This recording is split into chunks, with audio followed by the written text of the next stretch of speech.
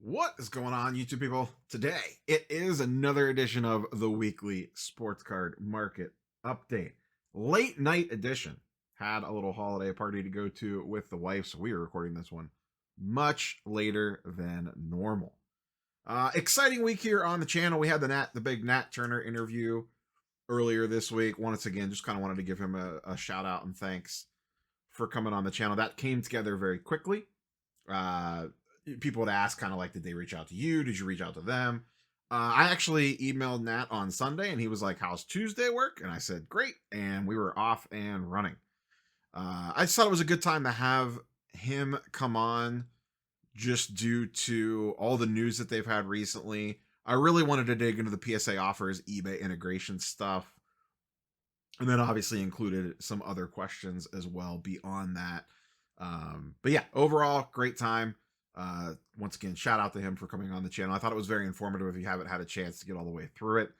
There is a lot of good nuggets in there. I understand it's log 1, 2x speed, 3x speed, whatever you got to do to get through it.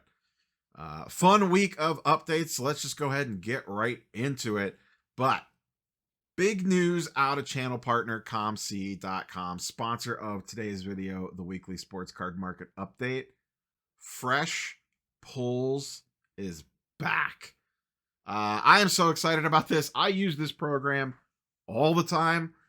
It went away, but not for very long. So they must have got overwhelming feedback about like, hey guys, bring this back. I think it was gone for maybe 2 months, month and a half. It wasn't gone for super long, but I am very happy that it's back.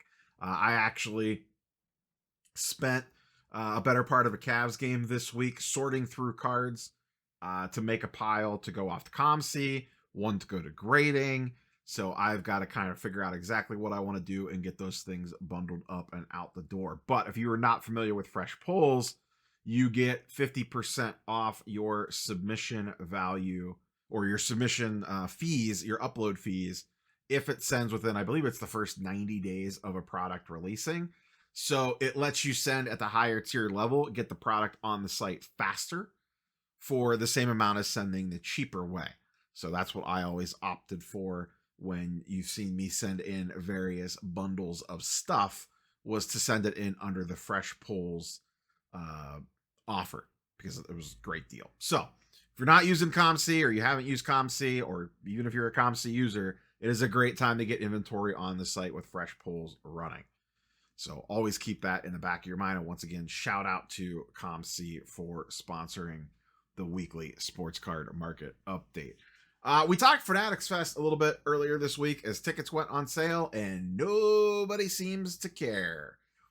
There is little to no buzz in regards to people running out and buying tickets. Maybe they're selling a bunch and I'm just not seeing or hearing it, which could be a lot of non-sports card people could be buying these things up. Because like I said, a lot of people did have a really good time at that thing last year. The problem is, and once again, I would give credit if I remember, but someone was talking about this week. I don't remember if it was sports card nonsense. I don't remember. But if you said this, shout out to you.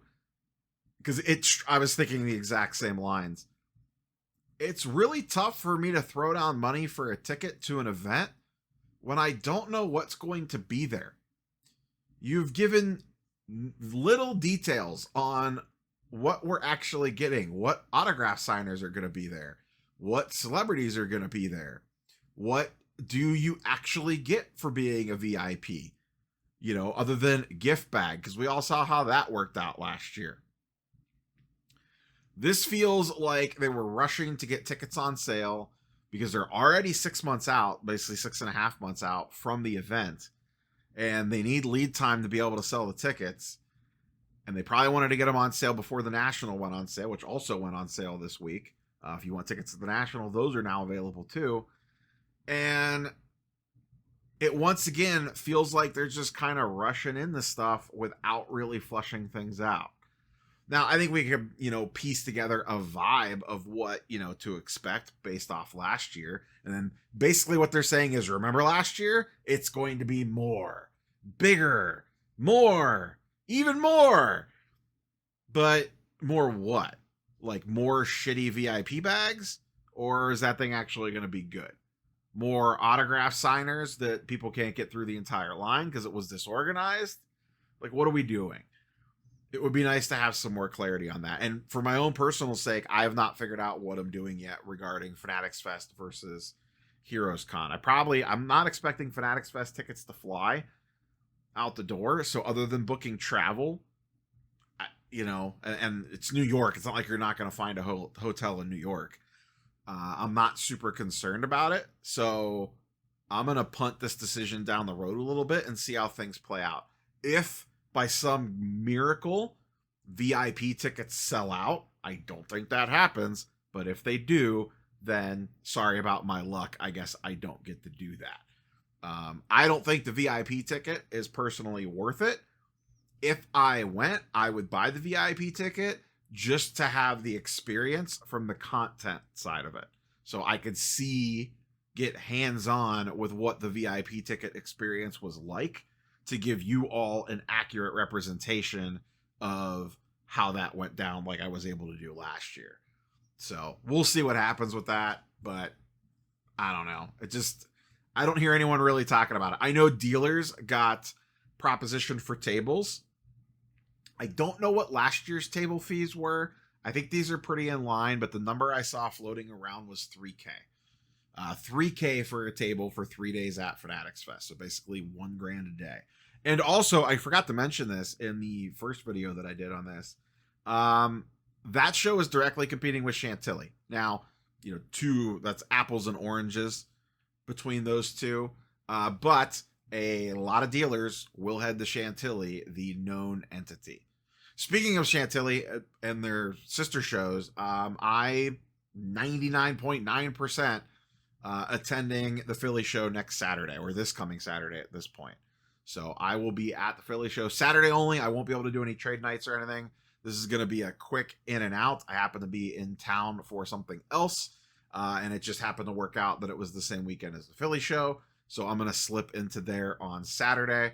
Should be there most of the day on Saturday. I just won't be there in the evening. I got to start heading home on Saturday night. So look forward to that. I've been to that show once. I think it was last year or the year before. Had a great time. Had a great experience at the Philly show the last time I was there. So I'm looking forward to checking that out again this year. Curious to see what a show looks like that close to Christmas. The last one I went to, I think, was like the March show or the February show. I don't remember what time of year it was. I just remember it was cold and snowing. Remember that case of hockey, 79 OPG hockey that sold a while back for, I think it was like 3-point-something million. Well, if you might also remember, the person that bought it didn't pay for it. It went back up. It auctioned off the other night. Went for $2.5 million. About $1 million less, I believe, than what the first case sold for. So that's a little bit of a bummer. If you had that big monster sale locked in and then all of a sudden you got smoked on it by a non-payer. It baffles me how, like, I get it. Your 99-cent eBay auction for a Luka-based PSA 9 goes unpaid, sure. How are you able to bid? And this is out of my scope. I'm never going to be bidding on this super high-end crap at these, luxurious auction houses. How are you able to conduct business with them and just not pay? That just seems wild to me that they would let that fly. It's a bad look, in my opinion. Like, why am I using you if you can't guarantee that your buyers are going to pay? Especially when you're going to a high-end place. I don't know. Just the whole thing seems weird. But cool item. And to answer Collect's question, I would not rip this. It's just such a unique item as it is. It's probably way more unique in a talking piece like that. Quick little shopping note. Because I know all you D-gens out there will be chasing Prism Retail. I posted this a couple different times. Prism Retail and Optic Retail, a host of products, is up on Dick's of all places. So if you're looking for anything, I'll drop a link to this in the video down below. They have retail boxes, cello packs, Optic retail boxes, Optic blasters. It looks like Optic megas sold out. Prism football megas and blasters. Mosaic football fat packs, a whole sealed box of them. Mosaic blasters, and then just some other random top stuff. Oh, here's that's just regular Donruss football. But the Jaden Daniels chase will begin very soon. This stuff doesn't ship for a while, but just wanted to throw it out there as a note in case you missed it. I know people are always looking for cheap wax to rip. And listen, Panini retail wax, for the most part, sucks. Tread at your own risk. I did buy a couple mega boxes just because I know myself, so I figured I would rather grab them now because I am not paying over retail for retail wax. So I look forward to getting smoked. We'll run back the Penny Sleever Challenge when that stuff releases. Speaking of Prism, we got a preview for basketball. Looks very similar to football. Not surprising. This is kind of cool. I assume this is some sort of parallel where the side actually looks like a basketball. I thought that was kind of interesting. Not a big fan of those. What else do we have? That's just a Mojo Auto. We got a Groovy rookie auto. This looks like maybe, is that a flash or something? It looks like a shock almost. Prism of some sorts. Talisman, that looks new and prismatic. There's a black gold. I do like this design. I will give them that. I do really like the way that this design plays out. It reminds me, we kind of talked about it during the football one, of kind of a hodgepodge of older Prism sets, but I like that layout personally. It'll be tough to tell centering on these. You're probably going to have to count the bubbles. That's what I usually do. Pro tip on this is, make sure the same number of bubbles are on the same line on each side, if that makes sense. Like if it's 5 bubbles across here, make sure it's 5 bubbles across on the opposite corner on the same number of lines down. That'll give you at least a rough idea of the centering. So sometimes maybe it shifts and there's only 4 bubbles there, or 4.5 or whatever. You use little tricks like that, especially on cards like this, when it doesn't have a traditional border around it for centering. But I do actually like that design. Now, for Prism football, you at least have Jaden Daniels to chase. For Prism basketball, though some players in this class are playing okay-ish, there is no headliner. There's the guy from the 76ers, McLean, that had a big start to the season. I don't know what he's done the last week or so. I feel like I haven't heard his name as much. Zachary Risache from the Hawks has actually been playing pretty well all season. I actually watched him in person against the Cavs. He killed us, bombed a bunch of threes. But it's been a weird year for rookies. Someone will pop up and play good for like a week or two, get a little buzz, and then nobody hears about him again.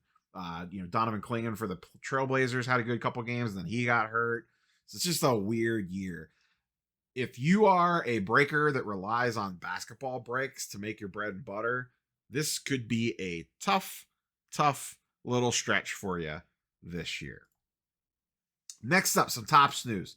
MLS debut patches. As if there was any doubt in our minds, debut patches are here to stay forever. I'm not a soccer guy at all, but they are rolling out these debut patches. They're a lot bigger.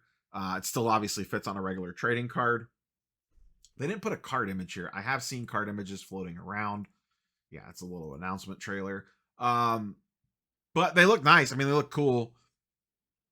What I am honestly most excited for is the basketball and football ones and what they look like, and those are going to sell for insane amounts of money. Could you imagine what, especially if it came out on time, think back to last year when Stroud was king of the world. Say that product was out while he was making the playoff push. Could you imagine what the Stroud 1/1 debut patch chase would have been like last year? Like, Paul Skeens is getting all this hype. Can you imagine if Victor had one? Or, just some other, whoever the next hot Cooper Flag next year, who will have one, most likely. They'll have the NBA license by them. Can you imagine what the chase is going to be like for Cooper Flag's debut patch? Good luck. Good luck. Be curious to see if they still keep that as an update-only product. We talked about that before. Bowman Draft, the other big hot talking point of the week, has come out. And we'll talk about box prices and stuff in a second. They did do this to kind of juice it up, and this isn't new. drafted this last year with the Tom Brady thing. They're just basically repeating that over again, just this time with John Elway. So I guess it's a cool concept. It's whatever. This isn't getting as much hype as the Brady one did last year for obvious reasons. Brady's just on a completely different level when it comes to current zeitgeist in the hobby. Always fantastic. I watched them decimate the Browns in the NFL playoffs many a times as a little kid, but the hype that Brady added to this product last year was through the moon. This I don't really think is moving the needle. It's a fun little bonus, but I haven't heard anyone going absolutely bonkers for this. The boxes on the secondary market are flat. They have not moved at all. In fact, they've actually crept down slightly in some cases. Super jumbos, or basically jumbos, I think is what they're calling them now technically, are still sitting at around $900.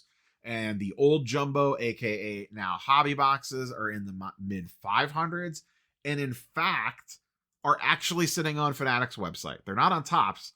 This is on Fanatics. I refreshed this right before I started recording. You could go buy one right now, no questions asked, for $529 if you want one. So clearly the demand for this product, at least from a buying a box standpoint, is not there. I have not heard. I'm very curious. Please fire away in the comments down below on this. If you are a breaker, how has breaks been filling for you for Bowman Draft? Are you seeing the normal demand for it, or is it a little tougher to fill them, given what you probably have to price it at to fill it? Also, on the flip side of that, if you're buying into breaks, how has that experience been? Do they seem to be filling as quickly? Are they taking a little bit more time? I just find it interesting that the box prices are basically stagnant. I'd be curious to see what the breaker side of that, how that is going, because which it's funny. Right before I started recording as well, I was scrolling Facebook just to make sure I just do a quick scroll to see if anything popped up last minute. And one of my local LCSs was advertising a sale for the weekend. Triple Play Vintage up in Cuyahoga Falls, Ohio, had jumbos, or I'm sorry, hobbies, this box for $4.99 on sale. When's the last time you saw a product on release week get cheaper on the back half of the week? That to me is telling. Now, maybe that's just a niche little bubble here, but also remember, I'm in Northeast Ohio. Travis Bazzana, the number one pick of the draft, is one of the chases of the product, and he plays for Cleveland. So you would think there'd be a little bit more hype around this product locally, but so far, at least from a wax standpoint, there's not. Did they finally push the envelope a little too far on this one? I don't know. That's why I'm kind of curious to see what's going on the breaking side. And there's not really, besides just like sitting on Fanatics Live or whatnot all night, I don't know of a good way to kind of judge demand for that. Speaking of wax, Tops update, just kind of doing a quick check-in on this.